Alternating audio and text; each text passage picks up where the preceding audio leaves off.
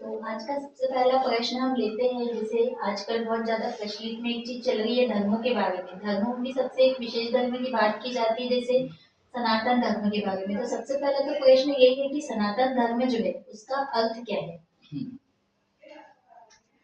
सनातन धर्म का अर्थ है ना, सनातन जो है, पहली बात तो ये कि सनातन कोई धर्म नहीं है। सनातन कोई धर्म है ही नहीं। और सनातन धर्म का अर्थ अगर एक शब्द में अगर दिया जाए तो इसका अर्थ है सिर्फ मोक्ष। मतलब सनातन धर्म में उन नियमों को दिया गया है जिन नियमों के आधार पर व्यक्ति मोक्ष को प्राप्त कर सकता है। अब वो किसी भी धर्म का हो, किसी भी समुदाय का हो, किसी भी पंथ का हो, किसी भी ईश्वर को मानने वाला हो, वो मुस्लिम समाज का हो सकता है, वो सिख समाज का हो सकता है, वो हिंदू समाज का हो सकता है, हिंदू धर्म का हो सकता है। किसी भी धर्म का कोई भी व्यक्ति मनुष्य का अर्थ यह है कि वो किसी भी समाज से संबंधित हो। तो कोई भी व्यक्ति जो है, सनातन धर्म में मोक्ष प्राप्ति का रास्ता बताया गया कि मोक्ष प्राप्त करने के लिए किन किन नियमों का पालन करना चाहिए।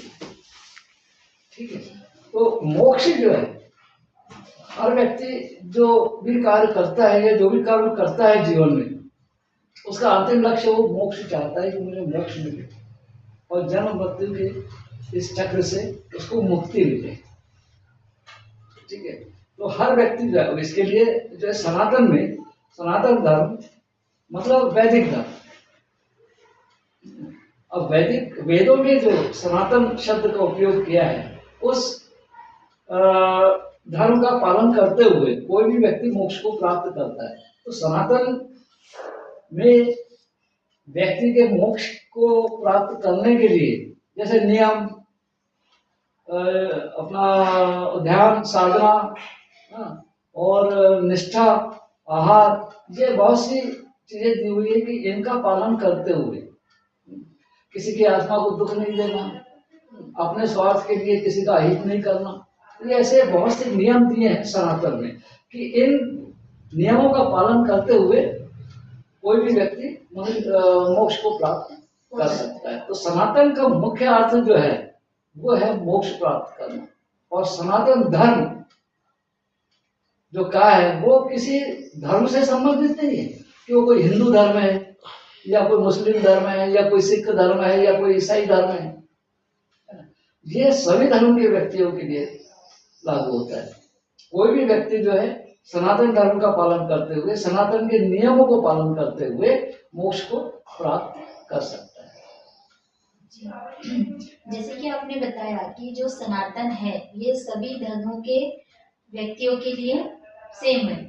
तो जो सनातन धर्म जो है ये यदि सभी व्यक्तियों के लिए सही है तो फिर इनके जो नियम है तो सभी नियम तो अलग अलग तरीके से पूजा करते हैं सभी देवी देवताओं की। मुस्लिम समाज में कोई अलग कोई दुआ करते हैं, उसी तरह हमारे में पूजा करते हैं। कोई दूसरे समाज में जैसे सिख वगैरह है वो गुरु नानक जी को मानते हैं। तो इनकी जो पूजा करने की जो विधि है तो वो सब यहाँ पर फिर अलग अलग डिवाइड हो जाती है। तो फिर ये सभी भी सनातन में ही आएंगे।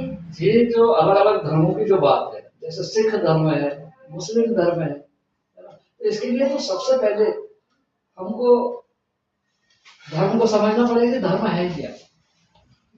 धर्म के आगे ही तो सब लगा है ना, मुस्लिम धर्म, सिख धर्म, ईसाई धर्म, है ना, सभी प्रकार के जो धर्म। लेकिन धर्म का अर्थ हमको समझना पड़ेगा कि धर्म जो है जिसकी भी हम श्रद्धा से, निष्ठा से या जिसके प्रति हमारी आसक्ति है, जिस भी ईश्वर पर हमको विश्वास है, तो हम उस ईश्वर के प्रति आस्था रख के उनकी भक्ति करते हैं। तो सबके ईश्वर अलग अलग। जैसे क्रिश्चियन जो है उनके यीशु मसीह है, सिख है तो उनके गुरु गोविंद है, हिंदू है तो उनके तो बहुत से देवी देवता है। कोई शंकर जी को मानता है, कोई दुर्गा जी को मानता है, कोई गणेश जी को मानता है। तो ठीक है, जिसकी जो श्रद्धा हो, है ना। तो धर्म ये कहता है कि व्यक्ति जिस भी मनुष्य की साधना करे, ध्यान करे, वो ईश्वर कोई भी हो सकता है। ईश्वर कोई भी हो सकता है, लेकिन उसको भक्ति और भाव से यदि ध्यान और साधना करता है तो उसको मोक्ष की प्राप्ति हो जाती है। होती है। ऐसा वो नहीं है कि सिर्फ हिंदू धर्म में ही जो नियम दिए हैं तो सिर्फ हिंदू धर्म को ही मोक्ष, हिंदू धर्म को मानने वाले व्यक्तियों को ही मोक्ष मिलेगा। उसका जो है मोक्ष प्राप्त करने कोई भी व्यक्ति मोक्ष प्राप्त कर सकता है, किसी भी धर्म का व्यक्ति, किसी भी धर्म का व्यक्ति मोक्ष सनातन को के प्राप्त नियमों कर का सकता पालन है। करते हुए बस। मोक्ष की प्राप्ति कर कर सकता है। इसलिए इसमें जो है ये भेदभाव वाली जो है, जो धर्म जो है, वास्तव में यह हर व्यक्ति ने अपना अपना एक समुदाय बनाया और अपने समुदाय के अनुसार अपने धर्म की स्थापना कर दी। वास्तव में ये अलग अलग धर्म कुछ है ही नहीं, न तो हिंदू धर्म है, न कोई सिख धर्म है, न कोई मुस्लिम, सिर्फ एक है मानव जाति, सिर्फ एक मानव जाति है। और ये जो धर्म जो बनाए हैं ये सब अपने अपने धर्मों को बढ़ाने के लिए, उनमें एक समुदाय को ऊपर उठाने के लिए अपने अपने धर्मों की आराधना अपने अपने समुदायों को एकत्रित करके करते हैं। बाकी वास्तविक स्थिति धर्म की जो है वो सिर्फ एक मानव जाति। क्यों? उसका कारण है कि परमात्मा मात्र एक है और उसके लाखों करोड़ों रूप बना दिए, लाखों करोड़ों रूप बना दिए और सब में परमात्मा है, सब में परमात्मा है। अब परमात्मा ये कहता है कि आप मुझे जिस रूप में भजोगे मैं आपको उसी रूप में मिलूंगा। परमात्मा क्या कहता है कि आप मुझे जिस भी रूप में भजोगे, देखोगे, हाँ उसी रूप में मैं आपको मिलूंगा। अब यहाँ कौन सा धर्म का आ रहा है? ये कोई न तो कोई सिख धर्म वालों ने लिखा है, न कोई हिंदू धर्म वालों ने लिखा है। ये तो वेदों के शब्द है, वेदों के शब्द है ये कि जो व्यक्ति मुझे जिस रूप से भजेगा मैं उसको उसी रूप में मिलूंगा। अब मैं अगर यीशु मसीह के रूप में भजता हूँ तो मेरे को यीशु मसीह के रूप में, लेकिन सनातन जो है रास्ता एक ही है, रास्ता एक ही है। चाहे आप यीशु मसीह की आराधना करो, चाहे पैगंबर की करो, ठीक है, चाहे वो दुर्गा जी की करो, शंकर जी की करो, गणेश जी की करो, किसी की भी साधना करो, ठीक है। जैसे एक ही मंदिर में पहुंचने के लिए 10 रास्ते जाते हैं। अब 10 रास्तों में से तुमको जो रास्ता जो सुविधाजनक लगे वो रास्ता चल लो, बस चलना तो तुमको एक ही रास्ते पे। अब वो रास्ता चाहे यीशु मसीह का हो सकता है, मोहम्मद पैगंबर का हो सकता है, या देवी जी का हो सकता है, राम का हो सकता है, कृष्ण का हो सकता है, किसी भी देवी देवता का हो सकता है, ठीक है।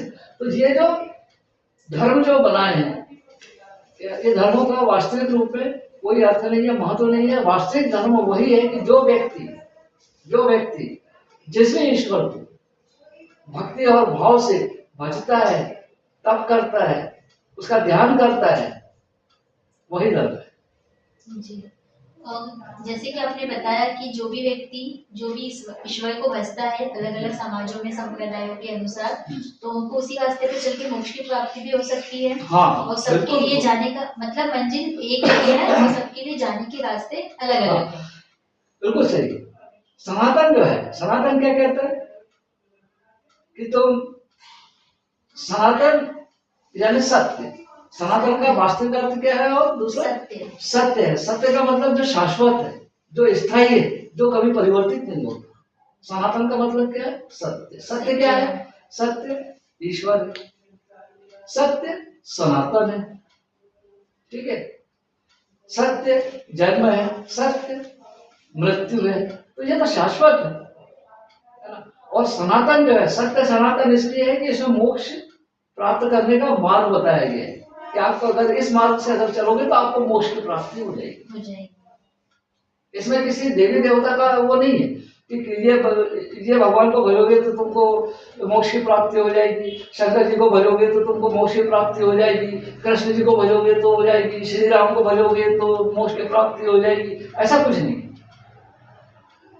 जिसका भी आपकी श्रद्धा है, जिसको आप अधिक विश्वास करते हो, जिसका ध्यान करते हो, मनन करते हो, जिसको पूर्ण रूप से आप समर्पित हो जैसे ईश्वर के रूप, ठीक है, वही आपको मोक्ष दिलाएगा। यार धर्म का कोई सनातन में कोई धर्म है ही नहीं, सब एक जैसे ही, सब एक जैसे है।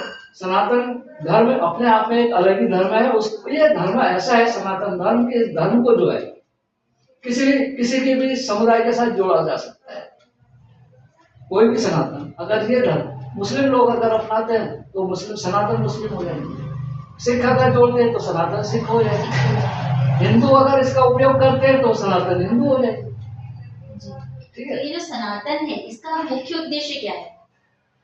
मुख्य उद्देश्य तो मोक्ष ही प्राप्त करना है, मोक्ष प्राप्त करना है। और सनातन का अर्थ है सत्य को जानना, सत्य को जानना, सत्य को जानना। और सत्य को जो ऐसे सत्य को जो शाश्वत है, सत्य का अर्थ भी यहाँ समझने की बात है कि सत्य जो है वो शाश्वत है, नित्य है, हमेशा है, आदिकाल से है और अंत तक रहे। सत्य का अर्थ क्या है? वो सत्य नहीं है जो हम आंखों से देख रहे हैं। अब यहाँ समझने की बात है कि सत्य का अर्थ क्या है।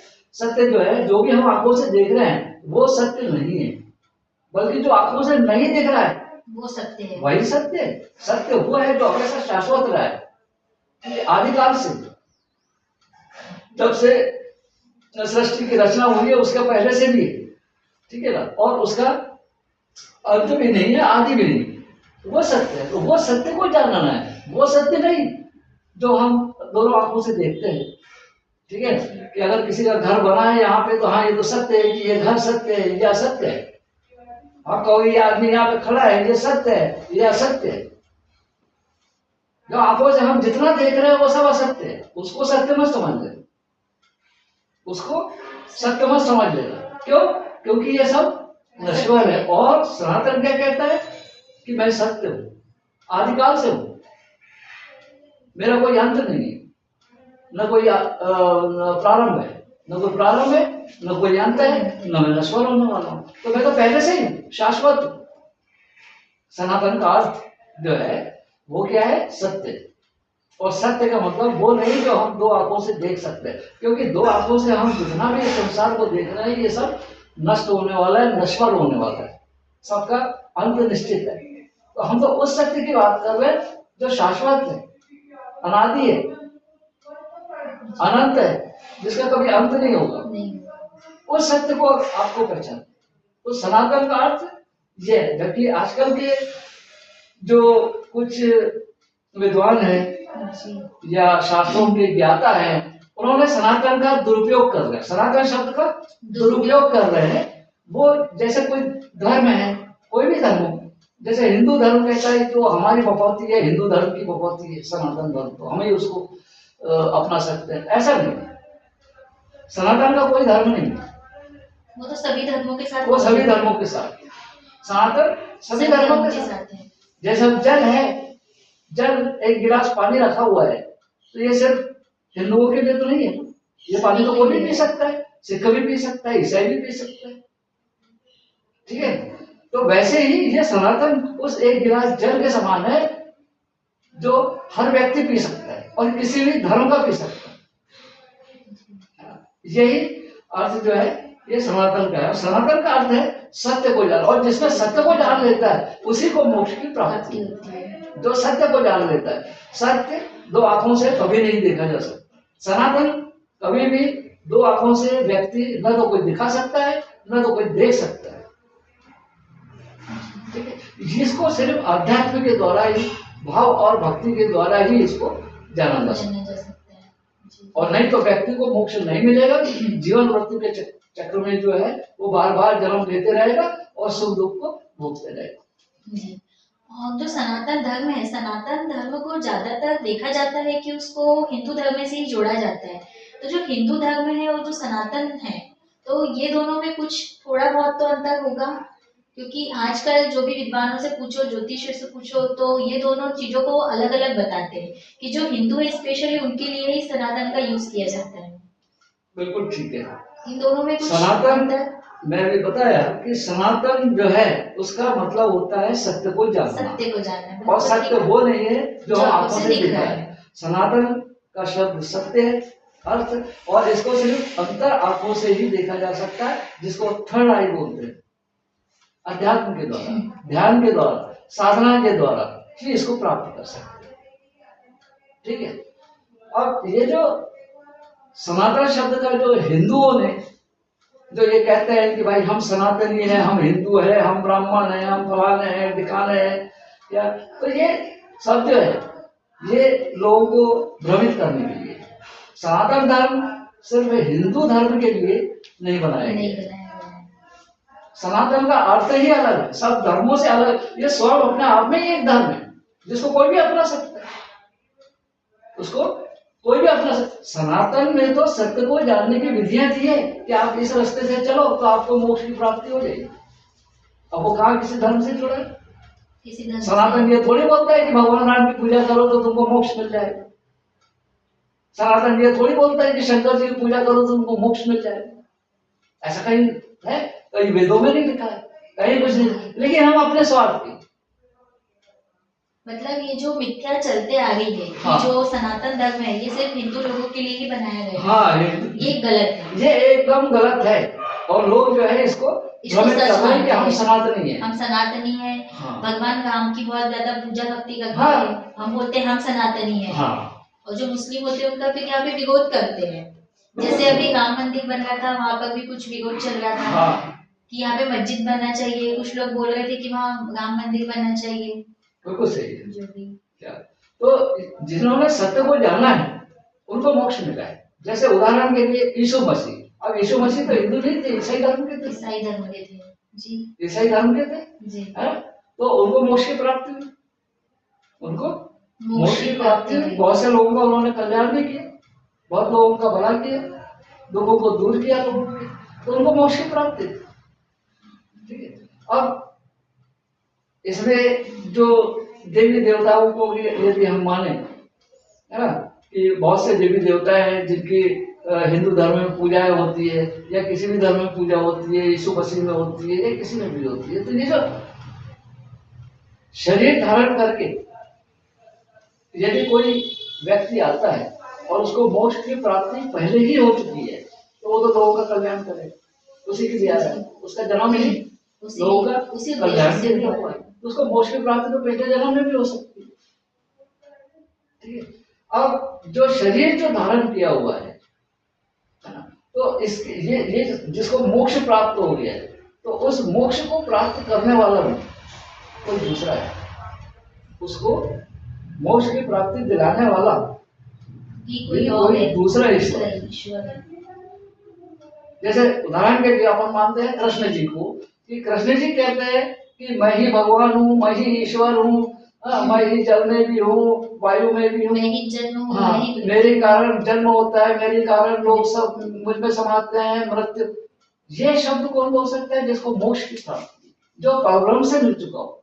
जबकि कृष्ण जी ने शरीर धारण किया हुआ है, उनकी मृत्यु निश्चित है, उनकी मृत्यु निश्चित। और सनातन क्या कहता है कि ये सनातन शब्द, सत्य शब्द तो ऐसा है जिसकी कभी मृत्यु नहीं होती है, अजन्मा है। तो ये जो सनातन है, इसी का रूप है परब्रह्म, इसी का रूप है परमात्मा, इसी का रूप है परमेश्वर। तो ये तो ईश्वर है, इनको हम ईश्वर कहते हैं। भगवान कृष्ण है, दुर्गा जी है और राम है ना, तो हम इनको क्या कहते हैं? ईश्वर। लेकिन ईश्वर को भी बनाने वाला परमेश्वर है, ईश्वर को भी बनाने वाला परमेश्वर है। और जो परमेश्वर है वो निराकार है, निर्गुण है, आदि काल से चला है, अनंत है, उसका अंत नहीं है, शाश्वत है। शाश्वत यानी स्थायी है, उसमें कोई परिवर्तन नहीं होता। अगर कृष्ण, हम इस बात से हम इस बात का अनुमान लगा सकते हैं कि जब शंकर जी ने मनुष्य धारण कर दिया है, मनुष्य का रूप धारण किया है और लोगों का कल्याण किया, लोगों का कल्याण किया, और जिसको मोक्ष प्राप्त होता है, मोक्ष जिसको प्राप्त है उसका सबसे बड़ा उदाहरण है, उसको 4 तत्वों की प्राप्ति होती है। पहला तो धर्म है, उसको धर्म की प्राप्ति होती है। सबसे पहले नंबर पे धर्म है।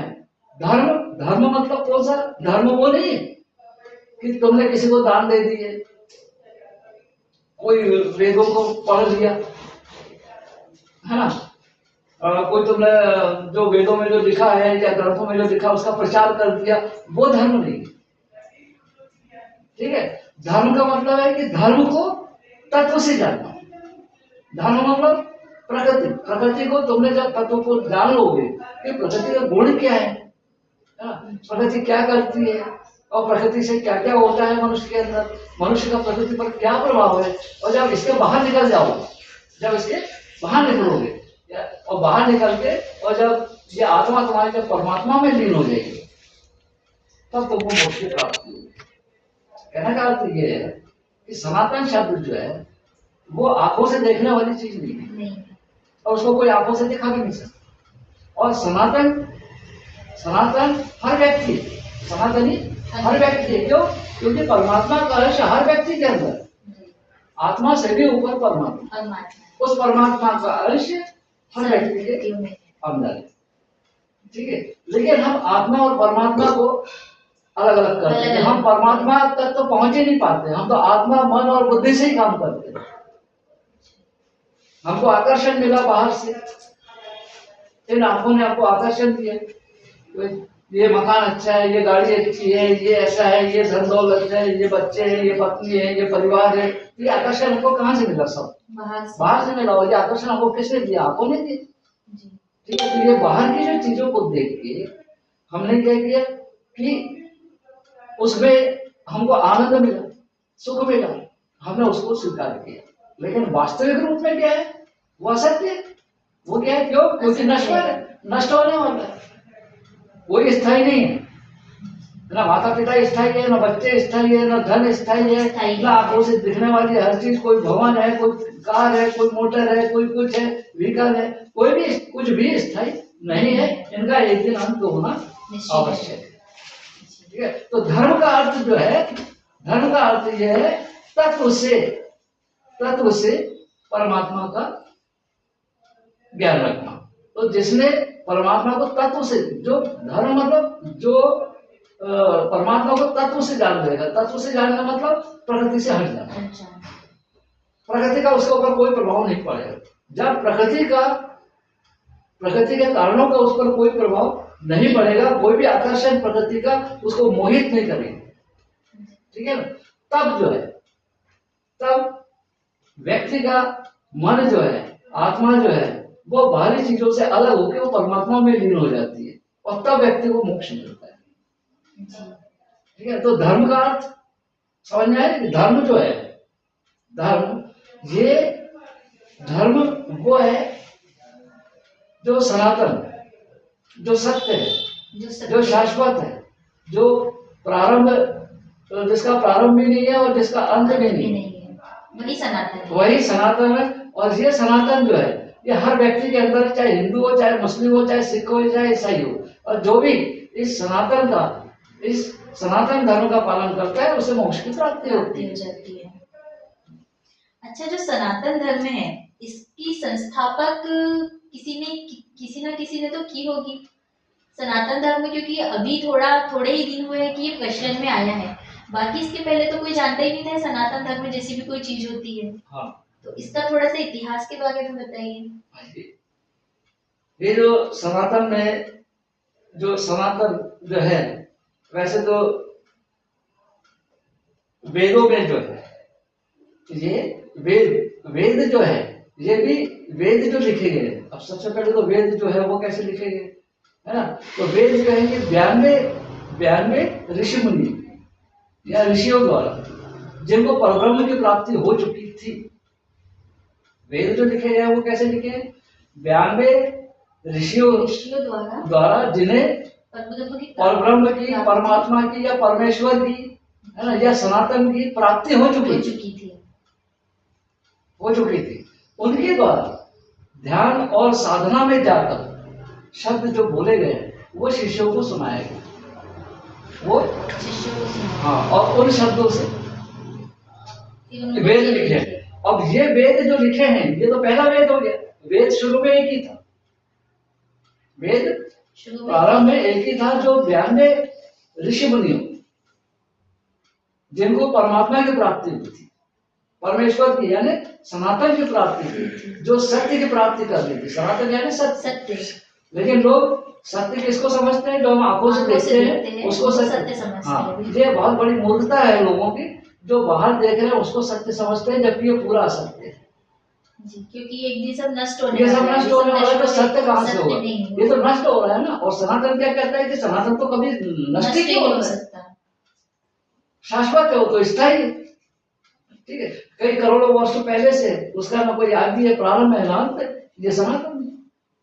ठीक है, तो उस मोक्ष को प्राप्त कर। और सनातन का मुख्य उद्देश्य क्या है? व्यक्ति को मोक्ष का मार्ग बताना। उसने बताया है सनातन ने कि तुमको कौन कौन से नियमों को पालन करना है, किस प्रकार से अपने आचार विचार रखना है। वो ये नहीं कहता है कि किसी विशेष भगवान की ही पूजा करो, कृष्ण की ही पूजा करो, दुर्गा जी की ही पूजा करो, या भगवान राम की ही पूजा करो। ऐसा नहीं है, आप किसी भी भगवान की पूजा कर सकते हो। क्यों?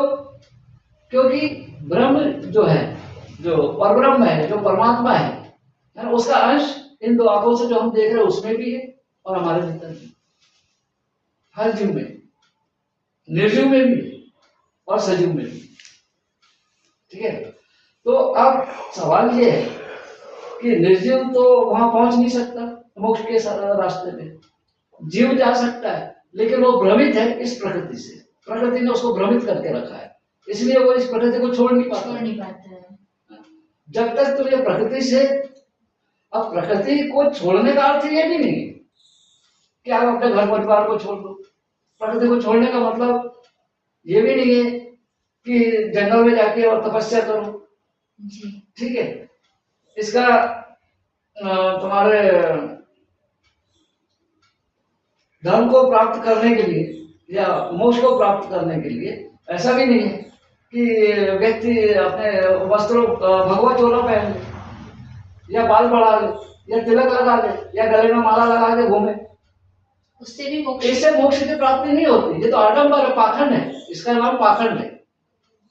यदि कोई भगवे कपड़े पहनता है वो भी पाखंड है, कोई तिलक लगा के और बताता है अपने आप को, वो भी पाखंड। क्योंकि सब नष्ट होने वाला है ना। मेरे को इसमें बताओ कि सनातन कहाँ है? मैं जिस सत्य की बात कर रहा हूँ वो सत्य कहाँ है? क्या भगवे कपड़े में सत्य है? क्या वो तिलक में सत्य है? या जिसने माला दुनिया भर की रुद्राक्ष गले में डाल के रखी है, क्या वो सत्य है? ये तो सब असत्य है। और ये लोगों को भ्रमित करने के लिए, गुमराह करने के लिए, अपने आप को बताने के लिए कि इसको बताने के लिए जरूरत नहीं है। बाहर तो जो भी दिख रहा है सब आडंबर है। जी, जैसे कि आपने अभी बताया कि सत्य को पहचानने के लिए, परमात्मा को पहचानने के लिए हमको कहीं बाहर जाने की आवश्यकता नहीं है। मगर जो जो बड़े तपस्वी हुए हैं, जैसे वाल्मीकि है, उसके बाद अपने गौतम बुद्ध है, इन्होंने भी अपने परिवार का त्याग करके ही, उनके पास सभी चीजें होने के बाद भी, सभी साधन होने के बाद भी वो अपने घर परिवार को छोड़ के जंगल में गए, तपस्या करी, और फिर जब भी उनको परमेश्वर की प्राप्ति हुई तो उन्होंने लोगों को उपदेश देना। हाँ, उपदेश दे। जैसे भगवान बुद्ध का भी नाम आता है कि भगवान बुद्ध को जब ज्ञान हुआ, है ना, इस प्रकृति का ज्ञान हुआ कि इस प्रकृति में बच्चा जन्म भी लेता है, जवान भी होता है, फिर बुढ़ापा भी आता है और फिर मृत्यु भी हो जाती है। ठीक है? तो उसने जब इस स्थिति को देखा कि यार मेरा शरीर तो नश्वर है, ये तो नष्ट हो जाएगा एक दिन। क्या ये परिवार में, जिसको मैं अपना परिवार कह रहा हूँ, ये तो सब नष्ट होना हो। ये जो भी आज मैं धन माया जो कुछ मेरे पास दिख रही है, इतना धन और ये राजपाट जो भी है, सब एक दिन समाप्त हो जाएगा। तो मैं अगर इसमें आनंद खोज रहा हूँ तो इसका तो विपरीत, मेरे को जब ये है तो मेरे को सुख मिल रहा है, लेकिन जब नहीं रहेगा, नष्ट हो जाएगा, तो ये मेरा दुख का कारण बन जाएगा।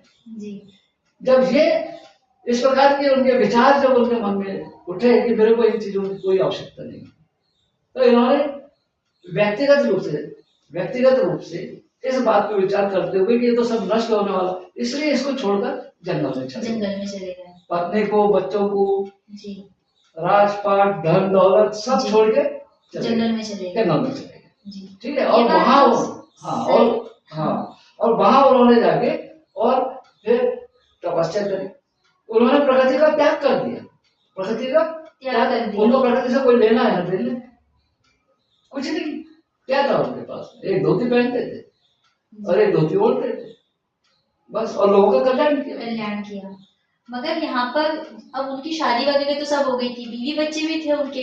मगर क्या उनकी जिम्मेदारियों से मुंह मोड़कर उनका इस तरह जंगल में चले जाना, तपस्या करके लोगों का कल्याण करना, वो बात तो ठीक है। मगर यहाँ पे उनके परिवार था जिसकी जिम्मेदारी उनके ऊपर थी, तो वो छोड़ के जाना, तो वो यहाँ पर सही होता है?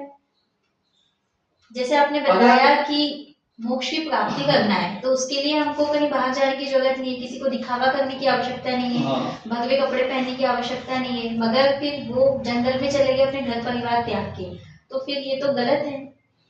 ये उनकी उस समय की विचारधारा रही होगी, वो मान सकते हैं, लेकिन वास्तविकता ये है कि इन सब के लिए, लोगों का कल्याण करने के लिए, या मोक्ष की प्राप्ति के लिए कहीं जंगल में जाने की जरूरत नहीं है। पर उन्होंने जो उस समय की जो उनकी विचारधारा ये थी कि मैं अगर घर में रहूंगा, क्यों? क्योंकि उनका सारा जीवन जो है घर में बीता था, उनको घर के बाहर नहीं जाने दिया। जब तक वो बचपन जन्म से और मतलब युवावस्था को प्राप्त हो गए तब तक उनको बाहर की दुनिया नहीं दिखाई गई।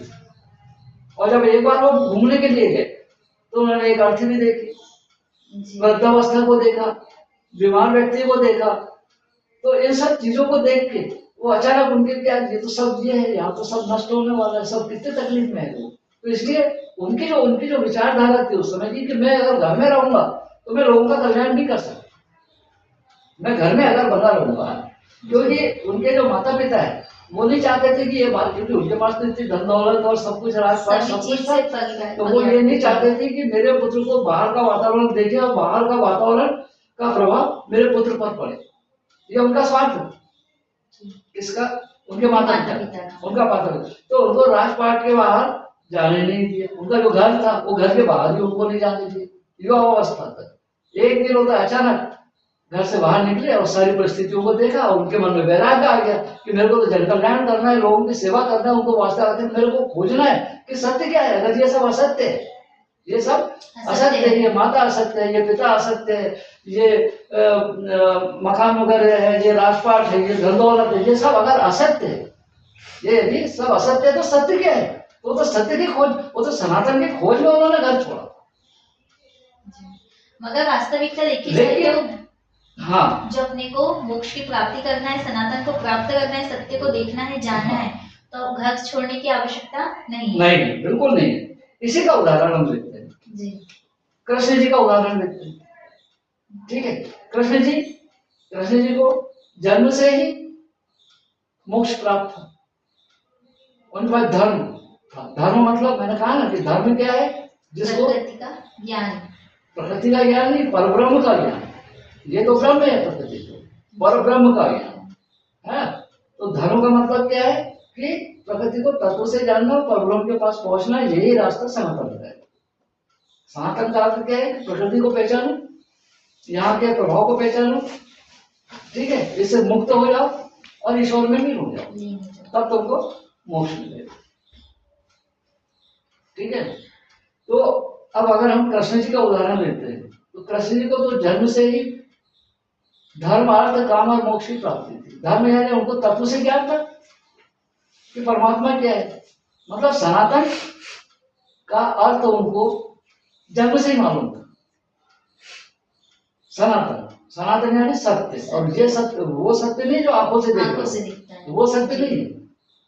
ठीक है, तो उन्होंने क्या किया? उनको सत्य की खोज तो शुरू से ही थी। उनको मालूम था कि मैं क्या हूँ और क्या नहीं हूँ, मेरे शरीर के साथ क्या होगा, मैं भी जवान होऊंगा, फिर शादी भी होगी, ये भी होगा, वो भी होगा, ये कुरुक्षेत्र में युद्ध लड़ूंगा, ये सब चीजें होंगी, ये उनको जन्म से मालूम।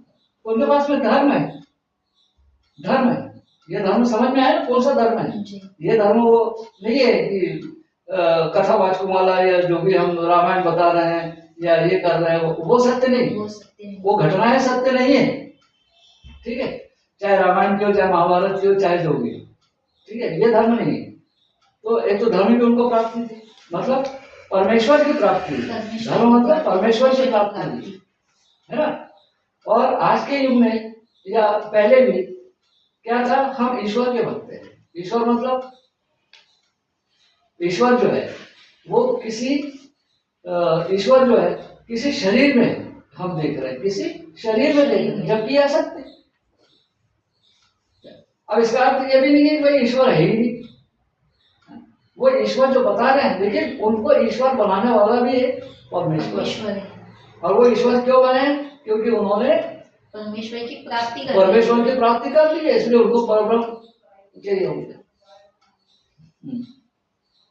अच्छा, और जो अपना सनातन धर्म है, इससे जुड़े कुछ 16 संस्कारों के बारे में भी हमारे सनातन में वर्णन देखने को मिलता है। तो इन 16 संस्कारों के बारे में थोड़ा सा 2 लाइन में सनातन में जो है ये जो 16 प्रकार के संस्कारों के बारे में संस्कार बताया है जी। तो ये 16 प्रकार के जो संस्कार हैं, इसमें सिर्फ सनातन मतलब मोक्ष को प्राप्त करने के लिए 16 नियम बताए हैं।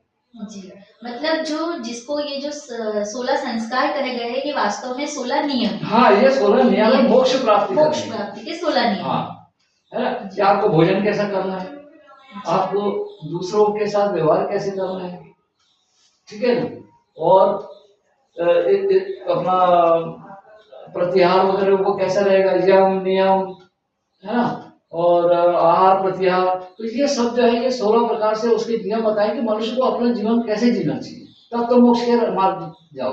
कहना मतलब ये है कि यदि तुम कोई दूध लेने जा रहे हो किसी बर्तन में, तो उस बर्तन को पहले साफ करना है। अगर गंदा बर्तन रहेगा तो दूध भी खराब हो जाएगा। खराब हो जाएगा, बिल्कुल। दैनिक जीवन में भी हम ये क्रियाकलाप करते हैं। हाँ, ये क्रियाकलाप करते हैं। तो यही सनातन कहता है कि भाई ये 16 प्रकार से इसको बर्तन को धो लो पहले, अगर तुम मोक्ष पाना चाहते हो। इन 16 नियमों का पालन करो, तो पहले साबुन लगाओ, है ना, फिर उसको आगे पीछे भी अंदर से भी सब प्रकार से धो, फिर ऐसा दो वैसा दो, इसको फिर पानी से खंगालो, फिर 4 बार पानी से खंगालो, तब वो बर्तन साफ हो। यही वो 16 नियम है कि पहले इस शरीर को जो है उन 16 नियमों में ढालो पहले, तभी तुम मोक्ष के रास्ते में चल सकते हो। अब मान लो मैं शराब पीता हूँ, मैं और भी दूसरी कुछ खराब आदतों पे मैं कहूँ कि मैं मोक्ष की प्राप्ति कर रहा हूँ, या मैं ध्यान भी करता हूँ, मैं तो इतना ध्यान कर रहा हूँ और मेरे को तो ईश्वर की प्राप्ति हो ही नहीं, मेरे को तो परमेश्वर की प्राप्ति हो ही नहीं। लेकिन सवाल ये उठता है कि 10 मिनट के लिए आप बैठ रहे हो पूजा में, ध्यान में, है ना, और बाकी का पूरा समय आप प्रकृति के साथ बिताते हो, ठीक है, और उसमें आसक्त होते, बिताना बात अलग है और आसक्त रहना बात अलग है, लिप्त होना बात अलग है। कर्म भी 2 प्रकार के होता है, एक निर्लिप्त होता है, एक लिप्त होता है। एक लिप्त कर्म कि मैं उससे अपेक्षा चाहता हूँ, मैंने ये किया है तो मुझे उसके लिए धन दौलत मिलना चाहिए, मुझे रिटर्न बैक मिलना चाहिए। हाँ, और एक कर्म वो है जो मैं निष्काम कर्म योग कहा गया, जिसको गीता में क्या कहा गया है, निष्काम कर्म योग कहा गया है। तो ये कर्म वो है कि जिसकी मैं कर तो रहा हूँ लेकिन मैं उसकी कोई अपेक्षा नहीं कर रहा हूँ, मैं कर तो रहा हूँ कर्म, लेकिन मैं क्या कर रहा हूँ, उसकी अपेक्षा नहीं कर रहा हूँ। जैसे अगर कोई माने अगर किसी बच्चे को जन्म दिया है और वो उसको पाल पोस रही है, बड़ा कर रही है, ये तो इसका अर्थ ये नहीं है वो उसको पढ़ाई में उसने पैसे भी खर्च किए, दौलत भी खर्च किए माता पिता ने, तो इसका अर्थ ये नहीं, तो तुमको उसके प्रति क्या है, आकर्षण पैदा हो जाएगा कि मैंने बच्चे को जन्म दिया, उसको छोटे से बड़ा किया, उसके ऊपर मैंने इतना खर्च किया, ठीक है, और वो बेईमान निकल, तो ये तुम्हारे दुख का कारण हो जाएगा, ठीक है। तो कर्म करो लेकिन आसक्त मत रहो कर्म में, कर्म तो तुमको करना है लेकिन उसके प्रतिफल की इच्छा मत रखो कि मैंने किया है, मैंने बच्चे को छोटे से बड़ा किया है, मैंने पढ़ाया है, मैंने लिखाया है, मैंने उसको ऊपर इतना किया है, तो तुम्हारा क्या होगा, मोह जागृत हो जाएगा, है। तो यही जो प्रकृति के जो गुण है वो क्या है, काम क्रोध मद लोभ मोह अहंकार, ये 6 चीजें जो है ये हमको प्रकृति से मिलती है। और जब तक हम इन काम क्रोध मद लोभ मोह और अहंकार से ग्रसित रहेंगे तब तक हमको मोक्ष की प्राप्ति नहीं हो सकती। तो हम जितने भी कर्म करते हैं दिन भर, ये हम सिर्फ ये 6 जो है, ये 6 तत्व जो है प्रकृति की, हम इसी के साथ में काम करते हैं। तो ये जो सनातन में जो 16 नियम जो दिए हुए हैं वो उसका मार्ग वो प्रशस्त कर रहा है कि ये तुमको प्रकृति को त्याग कर, अब प्रकृति को त्याग करने का मतलब ये नहीं कि आप जाके जंगल में बैठ जाओ, आप घर में भी बैठ के अपने सभी कर्म करते हुए, लेकिन उसकी अपेक्षा नहीं करना है, तुमको अपने आप को सिर्फ इतना रखना है कि मैंने ये किया है, तो मैंने वाला जो शब्द आता है वही अहंकार है कि ये काम मैंने किया है, मैंने किया है, वही अहंकार, और वही अहंकार जो है वो तुम्हारे मोह को पैदा करता है, वही अहंकार मोह को पैदा करता है। मुझे गर्व है कि मैंने इसको छोटे से बड़ा किया है, ये है वो, तो उसके प्रति मेरा मोह भी तो पैदा होगा ना, मैंने जब उसके लिए इतना पैसा खर्च किया है, इतना मेरा पूरा जीवन लगा दिया है, तो उसको मोह पैदा होगा। तो ये इसने भी मेरे को जो है वृद्धावस्था में इसको मेरी सेवा कर, मैंने तेरी की थी तो तू मेरी कर, मतलब अपेक्षा जो उसने यहाँ पर की है, हाँ, तो वही अपेक्षा की मतलब वो व्यक्ति उसमें लिप्त है, वो उसमें कुछ न कुछ आसक्ति करता है, बस बिल्कुल बराबर जी। और आपने बताया कि निष्काम कर्म योग, तो इसका भी थोड़ा सा डिटेल में बताइए। हाँ, निष्काम कर्म योग जो है ये गीता में कहा है, जी, गीता में भी कहा गया है, और जब कुरुक्षेत्र का युद्ध भी होता है, हाँ, उस समय भी जो है कृष्ण जो है वो अर्जुन से कहता है कि निष्काम कर्म योगी बनो, निष्काम कर्म योगी, निष्काम कर्म योगी। क्यों? क्योंकि मनुष्य ने तो जन्म लिया है प्रकृति ने, तो उसको तो कर्म करना ही है, क्योंकि प्रकृति का गुण ही कर्म करना है। प्रकृति का गुण क्या है? कर्म करना। और प्रकृति कर रही है, और उसका गुण क्या है? उत्पत्ति और विलय। उत्पत्ति और विलय मतलब जन्म देना और मृत्यु तक पहुंचाना। जन्म देना और मृत्यु, तो उसी गुण के तो हम ही प्रभावित है ना, उसी गुण से हम ही प्रभावित है, इसीलिए हमारे जन्म भी होता है और हमारी मृत्यु भी होती है। ठीक है, अब सवाल ये उठता है कि हम जब तक इस प्रकृति में रहकर प्रकृति से आकर्षित होते रहेंगे, है, अब और प्रकृति के लिए काम करते रहेंगे, प्रकृति के लिए मतलब हम अपने मोह के कारण, अपने स्वार्थ के कारण प्रकृति से जुड़े रहेंगे और प्रकृति से संबंधित काम करते रहेंगे। जैसे अगर मेरे को अगर धन की आवश्यकता है तो मैं व्यापार करूंगा, व्यवसाय करूंगा, तो व्यापार कहाँ से आएगा? प्रकृति से आएगा, वो कोई मैंने कोई जन्म से तो नहीं लेके आया। ठीक है, तो जो भी मैं व्यापार व्यवसाय या जो भी धंधा बिजनेस करता हूँ, है ना, तो वो सब कहाँ से लिया मैंने? प्रकृति से लिया। ठीक है, तो अब जब प्रकृति से मैं जुड़ा हुआ हूँ तो उसमें अगर कोई भी प्रकृति के अगर मैं कोई अगर लाभ लेता हूँ प्रकृति का, या तो उसके हानि के लिए भी मेरे को तैयार रहना चाहिए। ये चीज जो है कि महत्व निष्काम कर्मयोग का क्यों कहा कि तुम जब जब आसक्ति देखोगे तो तुमको दुख का सामना करना पड़ेगा। मतलब प्रकृति को तुम तत्व से समझो, प्रकृति को तत्व से समझो कि प्रकृति क्या कह रही है। प्रकृति साफ शब्दों में कह रही है कि ये तुम जो मेरे से लोगे ना वो तुमको वापस करना पड़ेगा। ठीक है, तो अब जब तक हम प्रकृति से लेते रहेंगे तो हमारा जीवन तो सुख और दुख ये दोनों के बीच है। सुख और दुख, अगर हम सुख ले रहे हैं प्रकृति से तो साथ में हमको दुख भी देना पड़ेगा। ठीक है, अब प्रकृति जो है, प्रकृति का अब मोक्ष जो होता है जिसको हम ईश्वर कहते हैं, परमेश्वर कहते हैं, या साईं महाराज कहते हैं, या गजानन महाराज कहते हैं, या और भी जिन ऋषि मुनियों को जो परमात्मा की प्राप्त, तो उन्होंने ये प्रकृति के गुणों को समझ लिया था ना कि प्रकृति दुखदायी है। ये प्रकृति जो है जो भी हम आंखों से देखते हैं वो सब दुखदायी है और एक दिन सब नष्ट होने वाला है। इस तत्व को पहचान लिया। जब हमारी यहाँ से सब इच्छा ही खत्म हो गई प्रकृति से, क्या हुआ? सारी इच्छा ही समाप्त हो गई। हमको प्रकृति से कुछ भी नहीं चाहिए। जो प्रकृति जन्म कुंडली के जो 12 भाव है, इस 12 भाव का हमने त्याग कर दिया। क्या कर दिया हमने? त्याग कर दिया। ठीक है, तो हमारी मन और बुद्धि कहाँ जाएगी? मन तो चंचल है, बुद्धि निर्णय करती है ना। तो मन जब चंचल है तो हमने आकर्षण देखा, आकर्षण ने बुद्धि को मैसेज भेजा, बुद्धि ने फिर उसने कैलकुलेशन किया कि भाई हमको क्या करना चाहिए, नहीं करना चाहिए, जो भी है, और वो फिर आत्मा ने बोल दिया तो ऐसा करता है। तो मन, बुद्धि और आत्मा ये तीनों तो प्रकृति से जुड़े, लेकिन परमात्मा इस प्रकृति से नहीं जुड़ा। मन, बुद्धि और आत्मा, ठीक है, ये इससे जुड़े हुए प्रकृति से। लेकिन परमात्मा जो है, परमात्मा जो है वो इस प्रकृति से नहीं जुड़ा है, न तुम्हारे शरीर से भी नहीं जुड़ा है, उसका अंश जरूर है। ठीक है, अब जब हम मोक्ष के लिए हम जाते हैं तो मोक्ष हमको प्रकृति से, अब ये तो बात निश्चित है, ये जिन लोगों ने भी समझा कि प्रकृति से मोक्ष नहीं मिलेगा, प्रकृति में मोक्ष है ही नहीं, तुम्हारे अंतरात्मा में जो भी मोक्ष है अंतर ध्यान होने से, उसका ध्यान करने से, मनन करने से ही तुमको मोक्ष की प्राप्ति हो सकती है। ठीक है, अब मोक्ष जो है कृष्ण जी जो है इनको बालक जन्म से ही उनको मोक्ष की प्राप्ति, भगवान राम को मोक्ष की प्राप्ति जन्म से ही हो गई थी, जन्म से ही थी। क्यों जन्म से हुई थी? कारण उनके पिछले कर्म, उसने पिछले जन्मों के कर्म जो थे वही मोक्ष का कारण थे। हो सकता है कि उनको पिछले जन्म में ही मोक्ष मिल गया, मृत्यु के बाद फिर उनको ये मोक्ष मिल गया। अब मोक्ष के बाद फिर उनका जन्म हुआ तो वो काय के लिए हुआ? क्योंकि ये चारों चीजें जो प्रकृति से मनुष्य प्रभावित रहता है हमेशा और इनकी पूर्ति में लगा रहता है। किसके?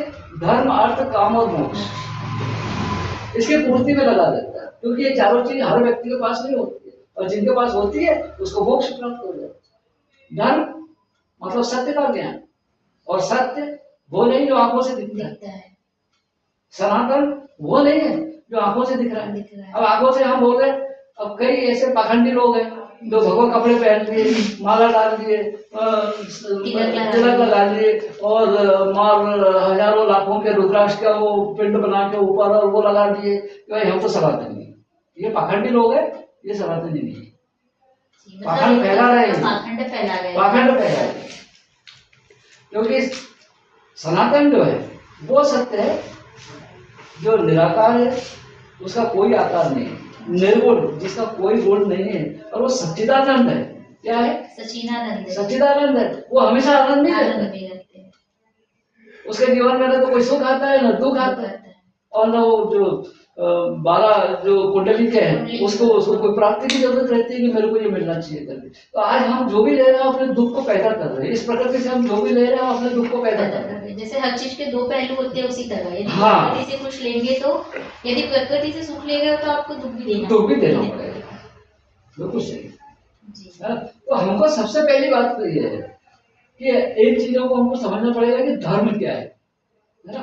तो धर्म को जब हमने समझ लिया तो उसके बाद में हमको सनातन भी समझ में आ जाएगा कि सनातन क्या है, और सनातन को समझेंगे तो हमको सत्य भी समझ में आएगा कि सत्य क्या है। और जब सत्य को हम समझ लेंगे तो हमारा मन, हमारी बुद्धि, हमारी आत्मा कहाँ लीन हो जाएगी? परमात्मा में लीन हो जाएगी, क्योंकि प्रकृति से हमारा कोई संबंध टूट गया। अब प्रकृति से संबंध टूटने के लिए आपको घर छोड़ने की जरूरत नहीं, गृहस्थी छोड़ने की जरूरत नहीं, ठीक है ना, जंगल में जाकर तपस्या करने की जरूरत नहीं, आपको चोला बदलने की जरूरत नहीं है कि आप भगवे कपड़े पहन लो, ठीक है, या लोगों को प्रचार प्रसार करो, कुछ भी उससे नहीं होगा, उससे नहीं होगा। आप घर में भी रहेंगे सब कर्मों को करते हुए, क्यों? क्योंकि तुमने अपने आप को बदल लिया है कि मेरे को इस संसार से जो मैं आंखों से देख रहा हूँ उससे मुझे कुछ भी नहीं चाहिए, बल्कि मेरे को तो इसको देना है। देना है मतलब दुखियों का दुख दूर करना है। जो इससे परेशान है मैं उनको दे सकता हूँ, इतना काबिल बनूंगा। आज दुनिया में कितने दुखी लोग हैं, तो उनके दुखों को मैं दूर करने में सहायक बनूं। ये तभी हो सकता है जब तुम्हारे पास ये चारों चीजें प्राप्त हो जाएगी, धर्म, अर्थ, काम और मोक्ष। धर्म मतलब सत्य को समझ लिया कि सत्य क्या है, ठीक है। अर्थ तो जब धर्म रहेगा तो अर्थ तो स्वयं ही आएगा। उसके लिए तुमको दौड़ना नहीं पड़ेगा कि मैं पैसा कमाऊं, ये कर लूं तो इतना आ जाएगा, वो आ जाएगा, कर लूंगा, है ना। तो अर्थ तो स्वयं ही आता है। कृष्ण जी ने कौन सी नौकरी की, कौन सा व्यवसाय किया, कौन सा बिजनेस किया? भी नहीं, बचपन से उनके पास सब कुछ नहीं, सब कुछ था उनके पास, सभी चीजों से ध्यान पुण्य सब कुछ था। तो और उनको धर्म का ज्ञान भी था, मतलब सत्य का ज्ञान था। धर्म मतलब सत्य, धर्म मतलब सत्य। तो इन्होंने जिन्होंने सत्य की खोज की है वो भगवान राम है ना। अब तुमने और कृष्ण जी जो है इन्होंने सत्य की खोज की, परमेश्वर को प्राप्त किया है, मोक्ष को प्राप्त किया है, इसलिए परमेश्वर ने इनको शरीर का रूप धारण करके लोगों का कल्याण करने के लिए इस धरती पर भेजा है। चाहे भगवान राम हो, चाहे भगवान कृष्ण, चाहे दुर्गा जी हो, चाहे कोई भी, उनको शरीर धारण करके इस पृथ्वी पर भेजा, लोक कल्याण के लिए भेजा। काय के लिए भेजा? लोक कल्याण के लिए। भगवान राम को विश्वामित्र ने दे गए तो उनको राक्षस लोग परेशान कर रहे थे, तपस्या नहीं करने दे रहे थे, बहुत आतंक मचा के रखा था। तो आए ना फिर अयोध्या में और दशरथ से इनको लेके गए राम लक्ष्मण। तो मतलब वो जानते थे ना, उनके पास तो दिव्य दृष्टि है, और जो परब्रह्म के पास पहुंच जाता है उसको वो सब कुछ जान सकता है। जिसकी आत्मा परमात्मा में लीन हो जाती है और इस ब्रह्म से या इस प्रकृति से हट जाती है, उसको इस प्रकृति से कुछ भी नहीं होता, ठीक है। उसके सारे जो काम, क्रोध, मद, लोभ, मोह, अहंकार सब खत्म हो जाता है, कुछ भी नहीं रहता उसके अंदर, सिर्फ आत्मा और परमात्मा ही रहता है। तो ये प्रकृति के जितने भी है, जितने भी जो काम, क्रोध, मद, लोभ, मोह, अहंकार, ये सब जो है उसके अधीन हो जाते हैं, उसके अधीन हो जाते हैं। यानी वो जो चाहता है या वो जो बोलता है वो बराबर वैसे ही होता है, वैसे ही होगा। इसमें कोई दो मत की बात नहीं। जिसको परमात्मा की प्राप्ति है, जिसको मोक्ष की प्राप्ति है, और कुछ लोग ये भी कहते हैं कि मोक्ष जो है वो मरने के बाद ही कई लोग ऐसा भी बोलते हैं, ये मृत्यु के बाद। एकदम गलत धारणा है, ये कुछ लोगों ने, पाखंडी लोग जो है वो लोगों ने फैलाया हुआ है ना, जो धर्म का उपहास बना के रख दिए हैं, वेदों का उपहास बना के रख दिए हैं। हाँ, वेदों के अर्थ को ही नहीं समझते, वेदों के अर्थों को पलट दिया है। सनातन, हम तो हिंदू है इसलिए सनातन नहीं, हम तो हिंदू है। सनातन को हिंदू से जोड़ दिया, वास्तविकता एकदम गलत है। सनातन का अर्थ तो समझो कि क्या है। सनातन का अर्थ होता है सत्य को जानना, और सत्य को जानने का अर्थ परमेश्वर को जानना है। सत्य मतलब वो नहीं जो आंखों से देख रहे हो, वो सत्य नहीं, वहां कोई धर्म भी नहीं है। जब परमात्मा निर्गुण है, निराकार है, शाश्वत है, तो वहां पे धर्म की तो कोई बात ही नहीं है। मैं किसी भी धर्म का हूँ, उसे क्या लेना देना। आपकी आस्था किस में है, किस पे आप विश्वास करते हो, किस ईश्वर में, आप किससे भक्ति करते हो, वही आपको परमेश्वर के पास पहुंचाएगा। जरूरी नहीं है कि भगवान राम की मैं पूजा करूंगा तो वही मेरे को मोक्ष दिलाएंगे, कृष्ण जी की करूंगा तो कृष्ण जी ने भी किसी की भक्ति की, भगवान राम ने भी भक्ति करी, तभी उनको मोक्ष की प्राप्ति। और वो जीवन के कल्याण के लिए, अपना लोगों के कल्याण के लिए उनका फिर से जन्म, ये जन्म जो दिया है ये किसने दिया, ये भी परमात्मा ने करवाई कि इनको मोक्ष की प्राप्ति हो गई है, इसलिए इनको पृथ्वी पर जो है अब लोगों का कल्याण करने के लिए भेजो। तो इनकी जो इनका जो जन्म हुआ है पृथ्वी पर, वो काय के लिए हुआ है, जन कल्याण के लिए हुआ है, जो लोगों का कल्याण हो। बहुत अच्छा आपने बताया, सनातन धर्म की वास्तविकता को आपने लोगों तक पहुंचाया, बहुत अच्छा। ठीक है जी, हो गया भाई, हाँ चलेगा।